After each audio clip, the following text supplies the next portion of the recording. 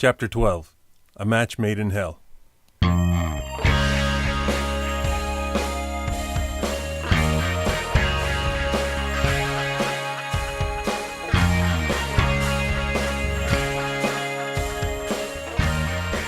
During the time Conrad was away, Cousin Bobby decided to make another appearance and show up at my house to get me.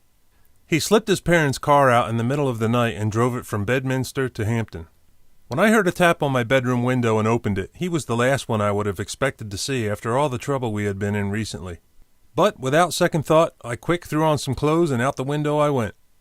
We had no plan of any sort other than we were just plain breaking out off the cuff.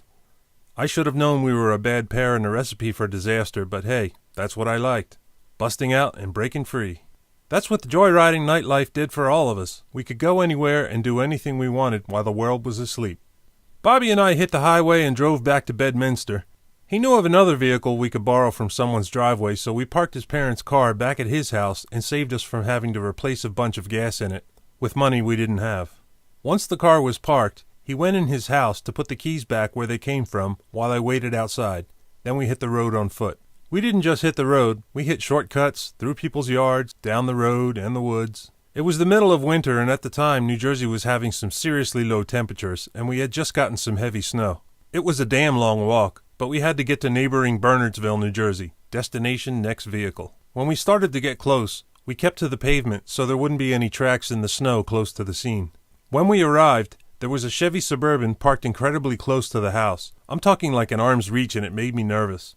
As I remember, it may have belonged to an ex-boss of Bobby's, and Bobby knew there was usually an extra set of keys tucked away back under the seat. Sure enough, he found the keys and held them up for me to see, shining in the moonlight like it was a handful of gold. So we coasted the Suburban ever so quietly backwards in neutral away from the house, out of the driveway and into the road. The key was turned on so the steering wheel would turn, and Bobby only used the emergency brake so the brake lights wouldn't come on. A trick every joyrider needs to master. Once in the road, we got back out and pushed it for a half a block or so away from the house where we could start it. Here we go, on the road again, and the tank was already full. We turned up the heat fast and thawed out a bit. We cruised the highway for a while, and Bobby thought we could drive back to Bedminster to his friend's house and see if there were any lights on. Sure enough, his friend was home and there was a little party going on. When we pulled up and got out, there parked in the driveway was a Buick Grand National. I had never seen one up close, but I had seen pictures of the Grand National and I was crazy in love with it. I walked right up to it and just drooled in the snow. Bobby said, "Come on, what are you doing?" "What am I doing? I'm looking at this car." Bobby gave a knock on the door and his friend let us in. I was introduced and it was kind of quiet inside. The party had already begun petering out by the time we showed up, so we hung out, but not for too long. And we hit the road once again, some back roads, some highway. It wasn't long before the sun started to rise and we needed to get this Suburban back where it came from, fast. When we got the Suburban back, it was tricky pulling in as we cut the engine off while still coasting fast enough to reach the house. Another handy trick of a good joyrider. Even though we didn't return it quite as close to the house as we found it, nonetheless, it was way too close for comfort and I didn't like it at all. Not to mention it was beginning to turn daylight. We wiped our fingerprints from the door handles, brake handles, steering wheel, put the keys back under the seat and closed the doors quietly to the first click. The last fully closed click was the scary part. With the blanket of snow on the ground and the trees, everything was silent and even the smallest noise seemed amplified. Bobby looked through the glass at me and lifted his fingers to the count of 3 and we leaned in on the doors just barely enough for them to fully close. Then we got the hell out of there. Being it was daylight, we couldn't run for fear of making a scene, so we walked out to the road and got stepping fast. By that time we were tired, cold, and hungry. Bobby decided his grandmother's house was a lot closer than his house, so that's where we headed. When we arrived, I waited back while Bobby peeked into the house to check if the coast was clear. He waved me on and we snuck in through the kitchen and on up to an empty bedroom with 2 beds in it. I was never so happy to see a bed, and it was toasty warm inside the house. I was asleep so fast, Bobby told me the next morning that by the time he asked me if I wanted something to eat, I was already asleep. And as we were waking up, I noticed a shotgun leaned up against the bed. I asked him, "Is that a shotgun?" He replied, "Yeah, it is." Then he grabbed the shotgun and pointed it in my face while I was still laying in bed. Oh great, so after all this, that's how I get to die. One of those unfortunate kids playing with guns accidents. I think I'll pass on that. Jesus Christ, man, get that fucking gun out of here. He laughed like it was funny, but that was the kind of kid Bobby was. A bit of a loose cannon at times, as I was finding out. He eventually went downstairs to the kitchen and see what he could find for us to eat. He came back upstairs with handfuls of ding-dongs and ho-hos. That was more than fine with me. Hand 'em over. We figured on passing a little time at Bobby's grandmom's house before heading to his house where we could hide out in the basement. Later, when we arrived there, his parents were out at work. We took to the basement where Bobby's bedroom was set up and chilled out for a few hours. I met his two brothers also, who were wondering who this stowaway was hiding out in their basement. As day turned to night, Bobby mentioned he knew where we could get a set of IROC rims easy. Okay, sounded fun to me. So we went out into the dark and the cold again, walking in the snow, shortcutting through God knows where with a tire iron and a small jack. We had just walked through a long patch of woods and came up on the edge of an apartment complex, a well-lit one at that. Before leaving the dark edge of the woods, we tucked the tire iron and jack up our coats before casually walking through the parking lot. We strolled along like two kids minding their own business on their way to somewhere, with bulges in their coats. The parking lot was full, but sure enough, we came up on the IROC that Bobby knew was parked in the lot. We made our way towards it, and once next to it, we quickly dropped to our knees alongside the car, got it up on the jack in record time, and started taking off the rims. Lucky for us, there were landscape rocks close by that we grabbed and put under the car in order to let the car down and get the jack out. It worked out fine for us, and we got all four wheels off the car. The hardest part was over. We just had to walk the rims out of the parking lot and into the woods where it was dark and we were a little more safe. However, we didn't make it that far undetected. Before we could even pick the wheels up off the ground, someone spotted us from an apartment window, opened it, and shouted, "Hey, I'm calling the cops!" Holy shit. Run.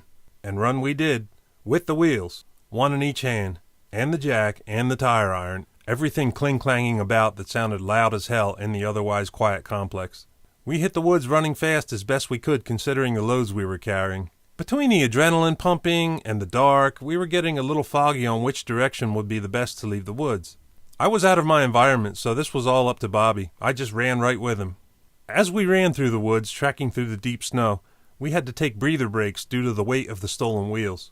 We would run some more, put the wheels down, get our strength back, and do it again. Being we were spotted, Bobby tried to take us an extra long way around the woods to avoid having our snow tracks followed easily.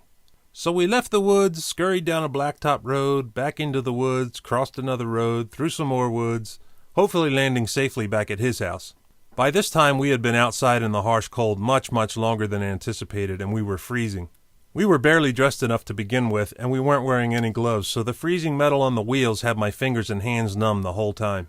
I could barely hold on to the wheels any longer. Bobby took the best route he could think of, but we knew we had to leave the woods out to a blacktop road in order to leave the footprints back in the woods, and no further could we be easily tracked. Now we were getting close to his house, and we knew we had to get there before we were either caught or froze to death. When we stepped out onto the blacktop one last time, instead of walking towards his house, we walked in the opposite direction, long enough for the snow to fall off our shoes, making it look like we went the other way. Then we turned around and went straight to Bobby's house. When we got inside the basement, we stowed the wheels away in the best hiding spots we could think of. One went in a closet, another under some stuff, and two of them under a couch. You could barely notice the feet of the couch a couple of inches off the floor. Now that we were inside and the shivering subsided, we were getting warm, but my fingers began to thaw out as well, and with it brought excruciating pain. I had never felt pain like that before. I tried holding my hands close, folded over with my hands in my stomach, but the more they thawed, the more pain I was in. It hurt so badly I could barely tell Bobby to turn around and see the headlights outside pointing at the house. Holy shite in a can. It was the cops, and they tracked us back to the basement. What the hell were we supposed to do now? I guess I'll be seeing Conrad real soon. Bobby ran for the stairs and told me to come on fast, so we ran upstairs as the spotlight was moving around the outside of the house. He led me into both his younger brother's bedroom, and as it turned out, one brother was sleeping over a friend's house, and luckily, the other worked at a gas station at night. We closed the door, jumping into each bed and covered up. We heard the cops knock at the front door downstairs, and Bobby's mother answered. We could hear them talking downstairs for a few minutes. Then the voices started to get closer coming up the stairs. I whispered to Bobby, "They're coming." He replied to me, "Fake sleep, dude." I pulled up the covers, looking at the doorknob. It turned and opened. Bobby's mom and the cop came into the bedroom. His mom told the officer, "You see, they've been asleep in here all night." The room went silent as the cop pulled his flashlight and shined it directly into my closed eyes. I didn't have the sense to turn away from the door before I closed my eyes in fake sleep, because I was so concerned with watching that doorknob. It felt like an eternity. He held the light in my eyes. Here I was laying in a bed, covered up to my chin, to hide my jacket and clothes that were still wet from the snow, and my fingers were still screaming in pain so badly I could barely keep from twitching.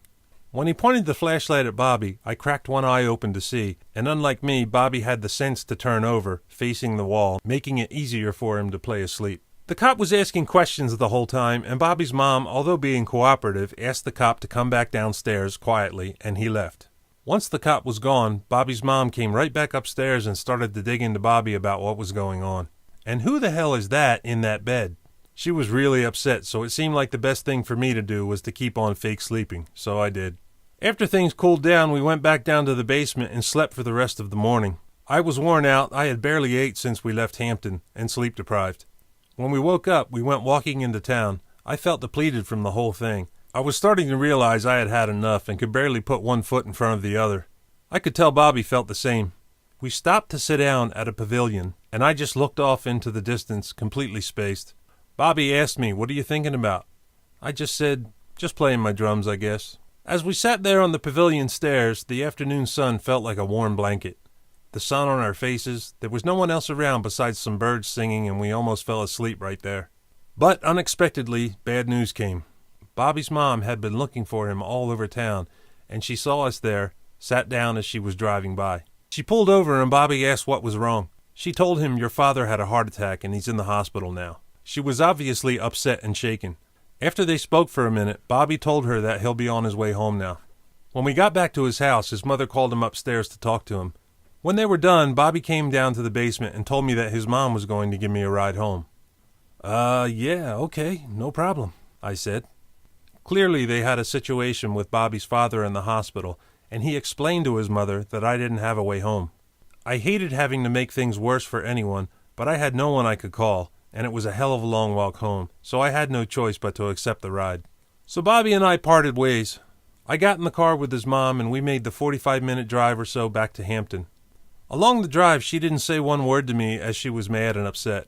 Understandably. I couldn't blame her, and I felt guilty, but by then I was grateful to get home. When we pulled up outside of my house, she stopped the car and I said thank you and I'm sorry and got out. I couldn't imagine how upset she must have really been.